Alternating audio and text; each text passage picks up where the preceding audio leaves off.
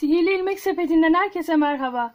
Bugün sizlerle son zamanlarda adından sıkça söz ettiren sevimli süs iğnenin yapımını paylaşacağım. Amigurumi tekniği ile ördüğüm bu minik buzağının yapımına hiç vakit kaybetmeden başlamak istiyorum. Şöyle yakından göstereyim bir kere daha. Bu minik çanı, kuyruk, bu parçaları tek tek öreceğiz. Hepsi bütünleşince çok güzel bir model oluyor. Bunun için gerekli olan malzemeler, uygun renklerde koton ipler tercih edilmeli. Ben 0 numara ile 7 numara tığ kullandım. Bu kadar gerekli malzemeler. Tabii ki de iç dolgu malzemesi olan elyafı da unutmayalım. Gözler var. 2 tane güvenli göz dediğimiz kilitli gözlerden kullanacağız. Evet, bu kadar. Hazırsanız buyurun başlayalım. İlk olarak ineğimizin, buzağımızın ya da kulaklarını örmek istiyorum. Bu kulaklar 2 parçadan oluşuyor. Şöyle göstereyim birazcık ayırarak. Bakın, bir pembe bir de beyazla ördük. Aynı sayıları kullanarak 2 tane kulak öreceğiz. 2 parça öreceğiz. Sonra birleştirmesini göstereceğim ben. Hemen başlamak istiyorum. Pembe renkli koton ipimi aldım. Hemen sihirli halkamızı yapıyoruz. İçine 6 tane sık iğnemizi hemen dolduruyoruz. 3, 4, 5 ve 6. Sık iğnemizi kapatalım. Burası biraz zor olduğu için daha ince bir tığ yardımıyla sihirli halkamı kapattım. Şimdi hemen ikinci sıramıza geçelim. Her sık iğneye çift sık iğne yapacağız. Yani sayımız 6 idi.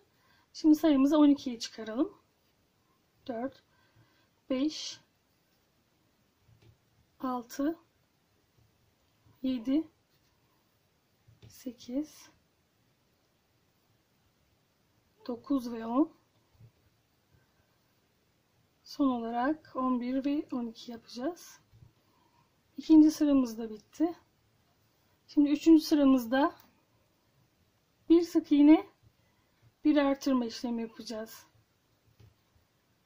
Yani bir tane tek örüyoruz, bir tane çift. Bu şekilde sayımız 18 olana kadar devam edelim. Şimdi ise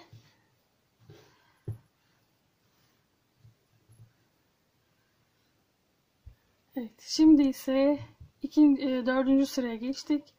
2 sık iğne bir artırma işlemi uygulayacağız. 2 tane tek öreceğiz. Bir tane artırma yapacağız. Yani 2 tane tek örüyoruz. Bir tane de aynı sık iğnenin içine 2 tane sık iğne yapıp artırma işlemi yapmış olduk. Bir kere daha göstereyim. 1, 2, 3 ve 4. 3 ve 4'ü birlikte. Bu şekilde sıra sonuna kadar devam edelim. Sayımız 24 olacak. Evet, 4. sıramız da bitti. Sayımız 24. Şimdi 5. sıramıza geçiyoruz. 5. sıramızda ise 2, 3, bir artırma yapıyoruz. Yani 3 sık iğne bir artırma işlemi uygulayacağız. 3, 4, 5, 6, 7, 8, 9 ve 10'u aynı sık iğne içine yapacağız. Bu şekilde sayımız 30 olana dek örelim. Evet, sayımız 30. Şimdi 6. sıraya geçiyorum. Dilerseniz ilmek belirleyici takabilirsiniz. 4 sık iğne bir artırma işlemi yapacağız. 1, 2,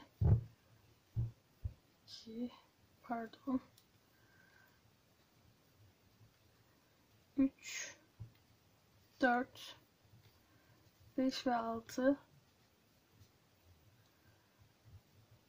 Sayımız 36 olacak.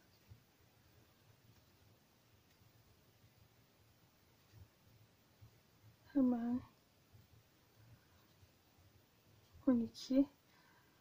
4 sık iğne bir artırma yaparak sayımızı 36'ya çıkaracağız. Evet, sayımız 36. Şimdi 7. sıramıza geçelim. 7. sıramızda ise 1, 2, 3, 4, 5 sık iğne, bir artırma yapacağız. 6, 7. Evet, sıra sonuna kadar bu şekilde devam edelim. 42 olacak sayımız. Evet, 7. sıramızda sona erdi. Sayımız 42. İlmek belirleyicimizi çıkaralım. Ve buraya bir tane kaydırma yaparak tutturalım. Şimdi aynısından kulak gösterdiğim gibi 4 parçadan oluşacak 2 tane kulağımız. 2 tane pembe parça, 2 tane de beyaz parça öreceğiz.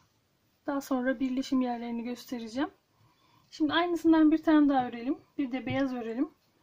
2 tane beyaz, bir tane daha pembe örelim. Evet, şimdi 2 parça birleştirmeyi göstereceğim. Pembe parçayı örmüştük. Beyazı da aynı sayıyla ördüm. İkisinin de bakın şöyle iç içe bakan, yani ters taraflarını iç kısma getireceğiz. Herhangi bir yerden şöyle orantılayıp birleştiriyorum ve hemen karşıdaki ilmeğe sık iğne ile örüyorum. Şöyle yakından göstereyim.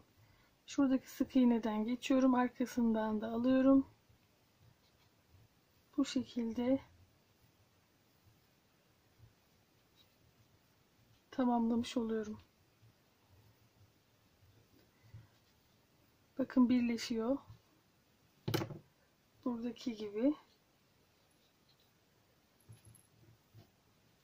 Bu şekilde 2 tane kulak hazırlayacağız. Aynı sayılarla 4 parça öreceğiz.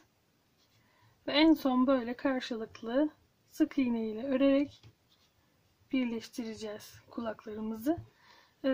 Buzağımıza dikerken şu kısmı şöyle yapıp birkaç tane şuraya dikeceğiz ya da tığ ile birleştireceğiz. Şurada olduğu gibi. Bütün aşamalarını göstereceğim. Şimdi kulaklarımızı ördük bu videomda. Bir sonraki videoda görüşmek üzere. Hoşça kalın.